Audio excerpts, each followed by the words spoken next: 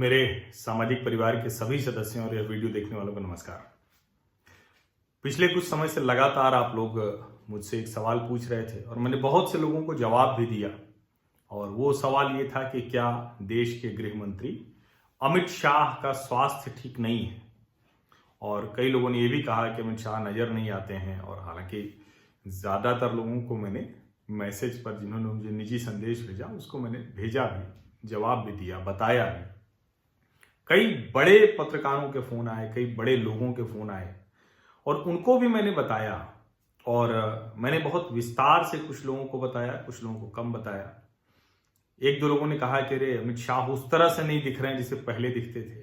तो मैंने कहा जरा बता दीजिए कि 370 लागू करने, जो कहें कि 370 अनुच्छेद हटाने का जो कानून फैसला था, वो लागू करने के अलावा कब अमित शाह आपको उस तरह से नजर आए जैसे आप देखना चाहते हैं। गुजरात से लेकर और यहां तक भारतीय जनता पार्टी के अध्यक्ष होने पे, उत्तर प्रदेश के प्रभारी होने पर भी, इतनी बड़ी बड़ी जीत हासिल करने पर भी कब आपने उन्हें देखा कि उनका ऐसे पब्लिक अपीयरेंस होता रहा हो। और जहां तक बात ये कि अगर अभी शायद सामान्य स्थितियां होती तो अमित शाह कहीं होते, कहीं बोल रहे होते, कहीं दिख रहे होते, तो वो लग रहा होता कि नहीं अमित शाह दिख रहे हैं।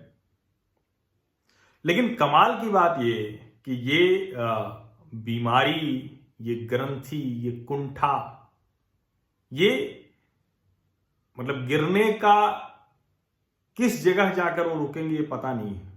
वो जो वैचारिक विषधारी हैं इस देश में, जो बड़े बड़े पत्रकार हैं, बड़े बड़े बुद्धिजीवी हैं, वो लगातार सार्वजनिक तौर पर ये इच्छा, आकांक्षा ये जताते रहे कि नरेंद्र मोदी और अमित शाह को कुछ हो जाए। और आज अमित शाह ने जो सार्वजनिक चिट्ठी जारी की है वो बड़ी शानदार है। उसमें और चीजें तो अपनी अपनी जगह हैं। उन्होंने कहा कि चूंकि ये ऐसा समय है कि मैं देर रात तक काम में रहता हूं और उसमें इतनी व्यस्तता है कि उसका मैं जवाब नहीं दिया। मैंने पहले तो नजर नहीं पड़ी और जब मैंने देखा भी तो मैंने कहा ठीक है, लोग आनंदित होती रहे। उनके कहने का मतलब कि अगर आप इसी से खुश हैं कि अमित शाह का स्वास्थ्य खराब है, उनका जीवन खतरे में है और इससे आप आनंदित हैं तो आनंदित रहिए। लेकिन एक बड़ी अच्छी लाइन उन्होंने लिखी है कि हिंदू मान्यता है कि अफवाह अगर किसी के बारे में फैलती है कि उसका स्वास्थ्य ठीक नहीं है, मतलब वो गलत होता है अगर, तो उसका जीवन और बढ़ जाता है। तो अब आप उन लोगों का हाल सोचिए, उन जो वैचारिक विषधारी लोग हैं, कि पहले ही उनको बड़ा संकट था। अब अमित शाह पूरी तरह से स्वस्थ हैं, कोई बीमारी नहीं है, किसी तरह की कोई दिक्कत नहीं है, ये तो एक बात है। दूसरा, इस महामारी के समय में अमित शाह ने जब स्पष्टीकरण दिया है तो वो क्या कह रहे हैं? वो कह रहे हैं हिंदू मान्यताओं के मुताबिक। जाहिर है अमित शाह कहेंगे तो हिंदू मान्यताओं के मुताबिक ही बताएंगे। अब देखिए कहीं इस पे भी कोई हिंदू राष्ट्र न बना दे, क्योंकि आपको ध्यान में तो होगा ही कि दूरदर्शन पर रामायण का पुनर्प्रसारण हुआ और देश के लोग तो उसको ऐसे ही देख रहे थे जैसे भगवान राम को देखते हैं, जैसे रोज वो देखते हैं। हर घर में रामचरितमानस होता है, तो उसी तरह से उन्होंने देखा। लेकिन उसको उन विषैले जो वैचारिक विषधारी थे उन्होंने किस तरह से देखा? उन्होंने उसको हिंदू राष्ट्र के गठन के तौर पर देखा, हिंदू राष्ट्र के एक कहें कि उसको बनाने की कोशिश के तौर पर देखा। और उन्होंने कहा कि रामायण, महाभारत, श्री कृष्णा, विष्णु पुराण, ये सब क्या है? ये सब हिंदू राष्ट्र बनाने की कोशिश है। बड़े बड़े आर्टिकल लिखे गए, बड़े बड़े लेख लिखे गए, यहां से लेकर और विदेशों के बड़े बड़े अखबारों तक, पश्चिम के जो प्रकाशन समूह है वहां तक। अब आज अमित शाह की जो जीवन जाने की इच्छा कर रहे थे, उनको जो पता चलेगा कि अमित शाह ने एक तो पूरी अफवाह को झूठला दिया है। मैं लगातार ये बहुत बार ये कह चुका हूं, लेकिन उस पर लंबी चर्चा इसलिए नहीं करता था कि अफवाह का हिस्सा नहीं बनना।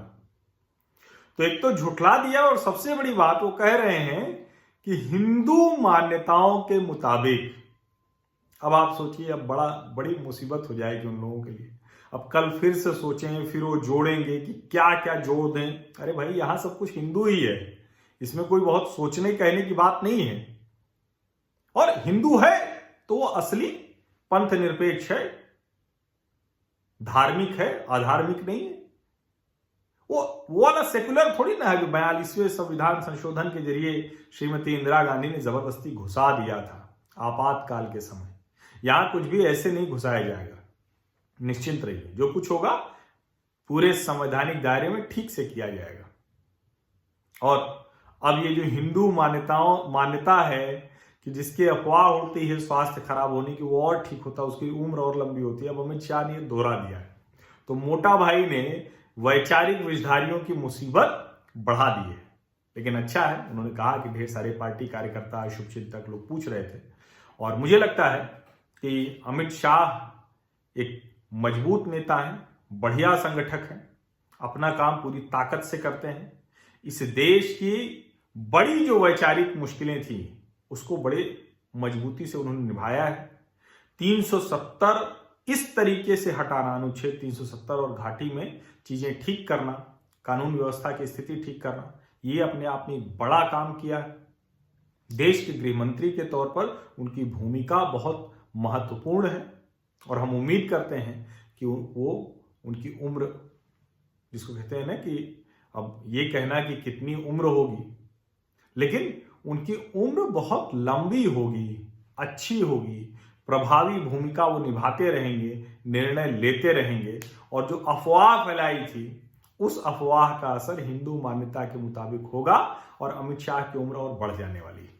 तो बहुत बहुत शुक्रिया। मैंने कहा ये जानकारी आप लोगों तक वैसे तो आप लोगों ने देख लिया होगा, लेकिन फिर भी जिन्होंने ये जानकारी नहीं जिनको मिली उनके लिए कि अमित शाह पूरी तरह स्वस्थ हैं, काम में व्यस्त हैं और उस काम का असर कुछ दिखता है, कुछ का असर कुछ समय बाद दिखेगा। लेकिन पक्का मानिए, यकीन मानिए कि अच्छा ही होगा। धन्यवाद।